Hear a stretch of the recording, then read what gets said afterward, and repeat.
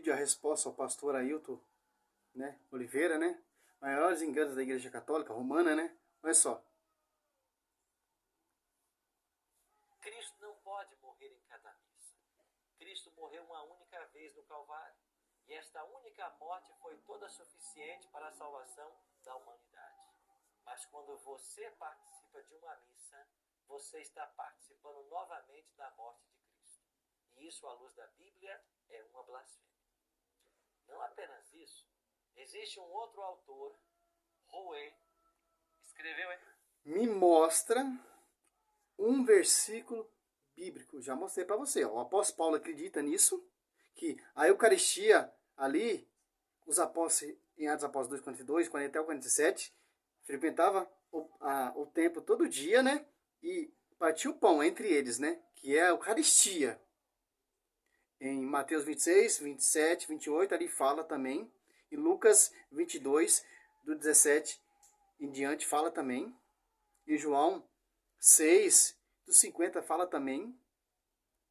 Então, agora você vai catar um livro que não tem base bíblica nenhuma. Você tem que pegar... Não é a Reforma Protestante, não é somente a Escritura. Então, você tem que catar na Escritura, para tentar refutar o que é que a Igreja Católica está fazendo de errado. Vamos ver o livro. Esta obra, A Missa na História, e na página 115 ele declara: a missa é um sacrifício oferecido pelos vivos e pelos mortos. Olha. Um sacrifício pelos vivos e pelos mortos. Interessante. Por isso que entra essa tese do purgatório. Porque Colossenses 18, Cristo ele é a cabeça, a igreja é o corpo místico, Coríntios 12:12. E os apóstolos são membros desse corpo místico. O sacrifício de Cristo fez isso, cara. E a igreja vai celebrar a Eucaristia, que é a presença real de Cristo. O pão, que é o corpo de Cristo, e o vinho, que é o sangue de Cristo. Que o apóstolo Paulo fala em 1 Coríntios 11, do 23 diante, em Lucas 22, 17 diante, Mateus 26, do 26 em diante, fala. Em João 6 também fala.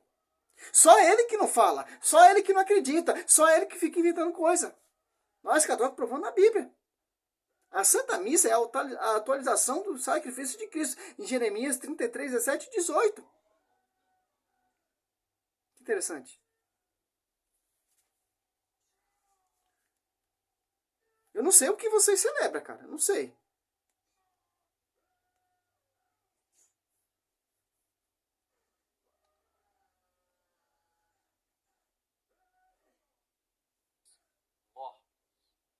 Mas nós vimos aqui que a pessoa que morre, ela entra para um estado de inconsciência até a ressurreição.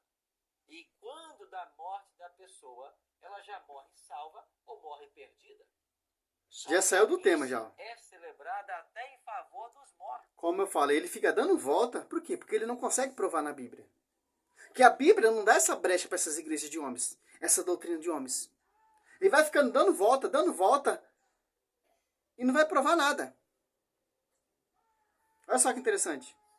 Mas como você pode acreditar algum mérito a quem já morreu, se a história da salvação dele já foi definida? Se ele já morreu salvo, morreu perdido? Logo, isso também é um ataque à doutrina do santuário. Não pode. Mas qual santuário, pastor? A igreja está indo uma afronta contra a doutrina do santuário, mas qual santuário? Se Cristo veio fundar uma igreja aqui na terra, eu não sei onde você quer chegar. Mas vamos lá. Cristo não pode morrer mais de uma vez. E quando eu concordo na celebração da missa, eu estou concordando que o sacerdote está ali matando novamente o próprio Cristo. Atualizando o sacrifício de Cristo. Como diz a Escritura. E é assim que Satanás usa seus agentes para atacar a doutrina do santuário. Porque a doutrina do santuário ensina-nos. Voltando, então, para eles, a Santa Missa, a consagração do sacerdote, a Eucaristia, o vinho é fruto do diabo, coisa do diabo, a Santa Missa. Para ele, são agentes do Satanás.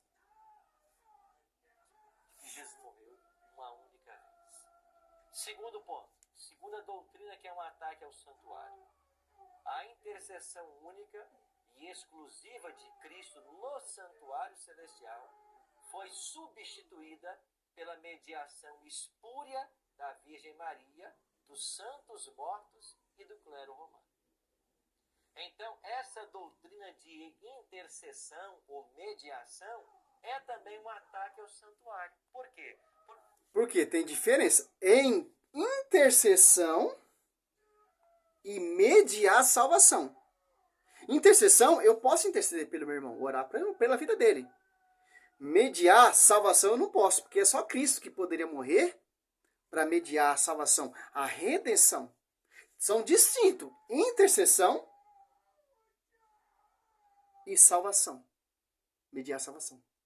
Eles distorcem tudo. Para eles, a mediar a salvação e intercessão são todos iguais. Maria é medianeira. Não dá graça. Não dá salvação.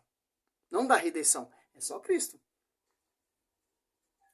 Olha só. Que tira Cristo do papel de mediador e coloca a Virgem Maria, os santos e o clero romano. A Virgem Maria como estando junto ao Pai, sendo mediadora, os santos como estando no céu. Aonde tem isso na Bíblia? Maria mediadora. Intercessora.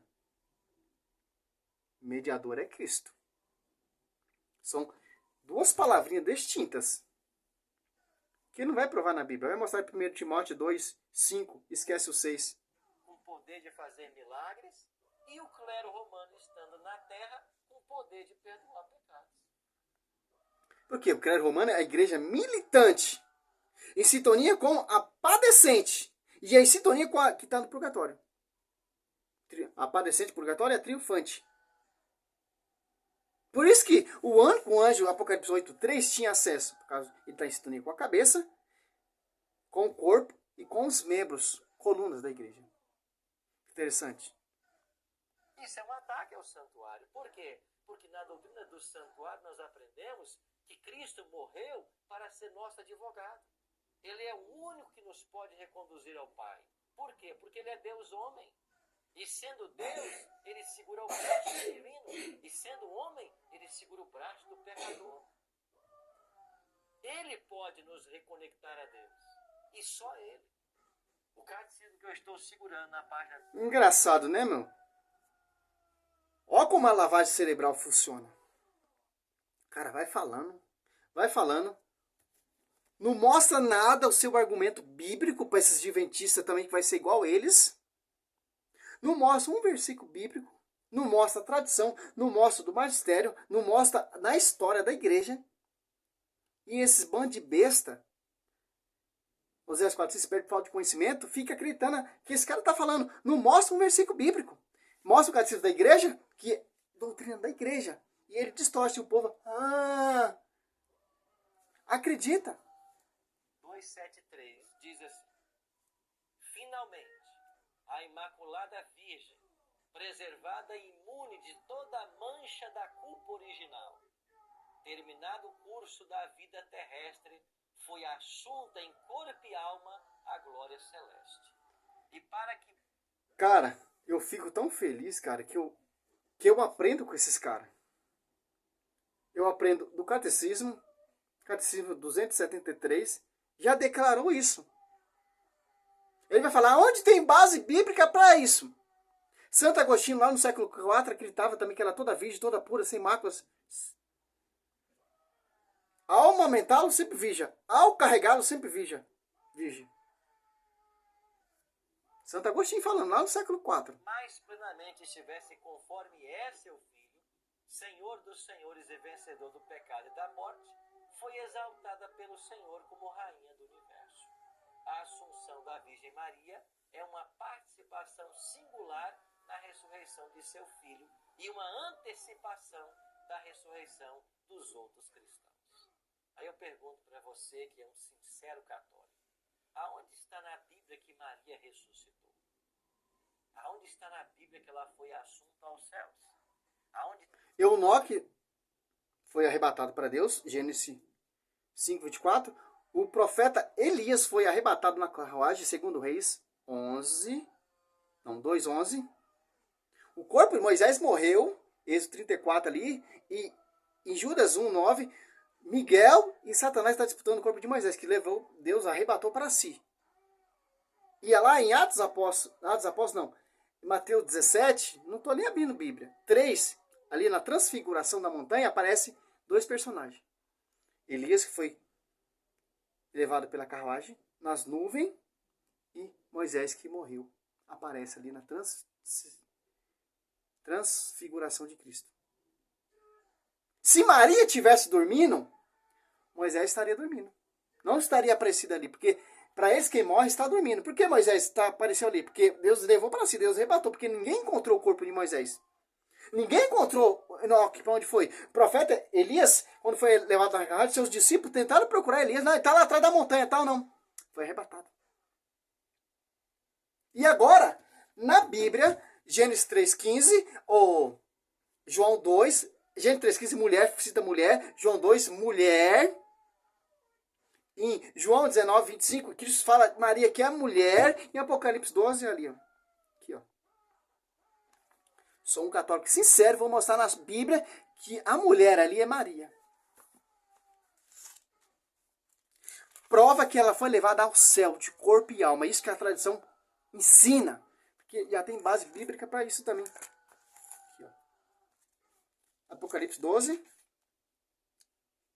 E ela é a nova arca da aliança. Apocalipse 11:9-19. Abriu o seu templo de Deus no céu. E apareceu no seu templo a arca do seu testemunho. Houve relâmpagos, vozes e trovões. E terremoto, forte sareva. Agora, Apocalipse 12. Aparece a arca da aliança. A nova aliança e Maria. Apocalipse 12:1. Apareceu em seguida um grande sinal no céu. Uma mulher revestida do sol. A lua debaixo de seus pés. E na cabeça com uma coroa de 2 estrelados, após 2, 14, Maria estava orando junto com quem? Com os apóstolos. A mulher quem é? João 2. Mulher, compete a nós? João 19:25.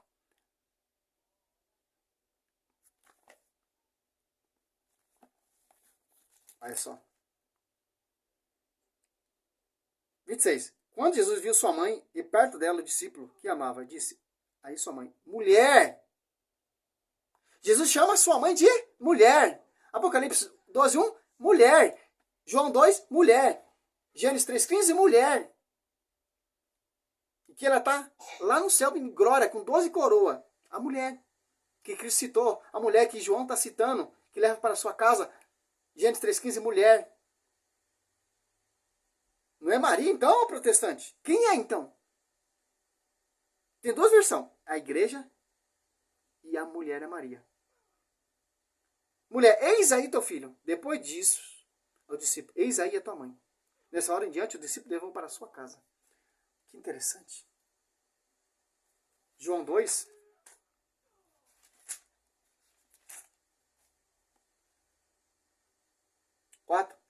Respondeu Jesus, mulher, isso compete a nós? Minha hora ainda não chama. Por que isso não chama mulher, mãe? Isso compete a nós? Não. Porque Cristo quer declarar quem vai ser a mulher do Apocalipse 12, que foi levada de corpo e alma em glória pelos anjos. Sua mãe. Por isso que Cristo fala mulher. Para deixar bem claro para você, Adventista, quem é a mulher. Maria. Que está na Bíblia. Você não mostrou um versículo bíblico. Não mostra não. Então, vocês ficam rodando, mas não prova nada, porque vocês não são da igreja de Cristo. A igreja de Cristo defende a igreja com a palavra, com a Bíblia. E distorce sua mentira com a Bíblia. Seu falso profeta, mentiroso. Fica enganando o povo aí, com essas doutrinas. Ah, tem que guardar o sábado. Cristo é o fim da lei, vingou até Cristo. Romanos 10:4. Ou Gálatas 2:19. Que interessante.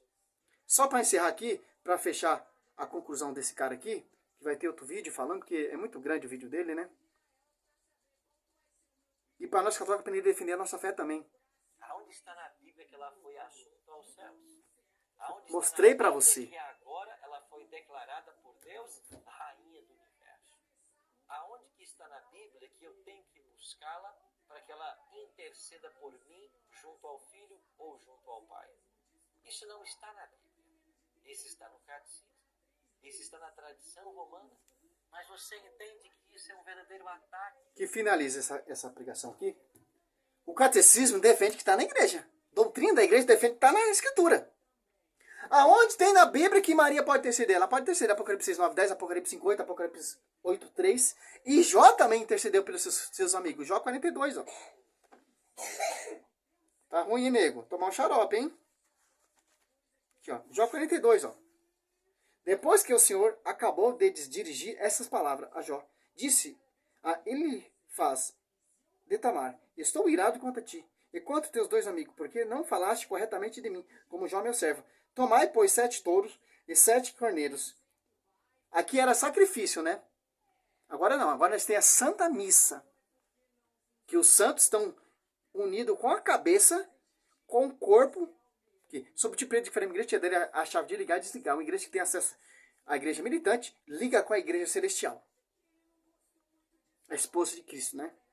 Tomou, pois, 7 touros e 7 carneiros, e vinde ter com meu servo Jó, oferecer por vós em holocausto, meu servo Jó, intercederá por vós, em consideração a ele, que não vos infligeis, por não teres falado bem de mim, como Jó meu servo. Olha só que interessante, no Velho Testamento. Apocalipse, no Novo. Apocalipse 5:8. Ó. Por que os anjos, o único que tinha acesso às orações dos santos? Que está em sintonia com a cabeça, está em sintonia com o corpo místico, está em sintonia com o pastoreio, que tem a chave de ligar e desligar. 8. Ó. Apocalipse 9, 6, 9, 10 também fala. Apocalipse 5, 8. Ó. Quando recebeu o livro, os 4 animais e 24 anciãos, postados diante do cordeiro, tendo cada uma cita e taça cheia de orações, que são a oração e taça de ouro, cheia de perfume, que são as orações dos santos. Como não tem, pastor? Esqueceu de ler a Bíblia, né? Estuda, faz faculdade, faz teologia. Um simples católico de merda, que não fez teologia, que não fez faculdade, que não fez nada, refuta você com a palavra. Que Deus revelasse aos pequeninos, aos humildes, o seu mistério da glória. Pedro era o quê? Pescador. Os apóstolos eram o quê? Chupa essa manga. Apocalipse 8, 3. Ó. Adiantou-se outro anjo e pôs-se junto ao altar com um tributo de ouro na mão. Foram-lhe dados muitos perfumes para oferecer com as orações dos santos no altar de ouro que está diante do trono. Olha, qual é a função dos santos? Interceder e orar. E a função do anjo o quê? Pegar as orações e levar diante do altar. Um único anjo tinha acesso às orações, porque está em sintonia com a cabeça. Apocalipse 6, 9, ó.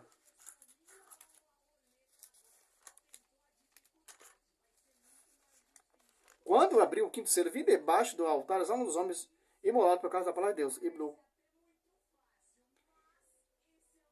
E por causa do testemunho que era depositado, ó. Ó os santos dormindo aqui, ó. Ó Maria dormindo aqui, ó, pastor. Ele clamava em alta voz, ó. Quem está dormindo não clama, não ora. Está dormindo. Ele clamava em alta voz, dizendo: até quando tu que és o Senhor? Clamar o quê? Orar. Senhor, santo, verdadeiro, eficaz, sem fazer justiça, sem vingar nosso sangue contra os habitantes da terra. Fecha, finaliza esse segundo vídeo. Me mostra na Bíblia aonde os santos estão dormindo. Me mostra na Bíblia que Apocalipse 12 ali não é Maria. Me mostra na Bíblia a sua doutrina. Me mostra na Bíblia seu fundamento. Me mostra na Bíblia ali a Santa Ceia protestante. Vocês são sacerdotes para consagrar a ceia? Não são. Então, só na Igreja Católica que tem sacerdote. Para consagrar e atualizar o sacrifício de Cristo. Jeremias 33, 17, 18. E em 1 Pedro 2, 4, 5. Salve Maria. Sou missionário Sérgio Roberto. Esse é o segundo vídeo para nós católicos ter a base como se deve refutar um protestante. Porque ele vai rodar e não vai provar nada na Bíblia. E se ele abrir um versículo bíblico, você refuta ele com o próprio versículo bíblico, porque ele vai ter outra interpretação. Não a interpretação da Bíblia, da igreja, da Bíblia e da igreja. Vai ter uso pessoal, segundo Pedro 1:20, interpretação pessoal é proibida na Escritura. Salve Maria, sou missionário Servo Roberto.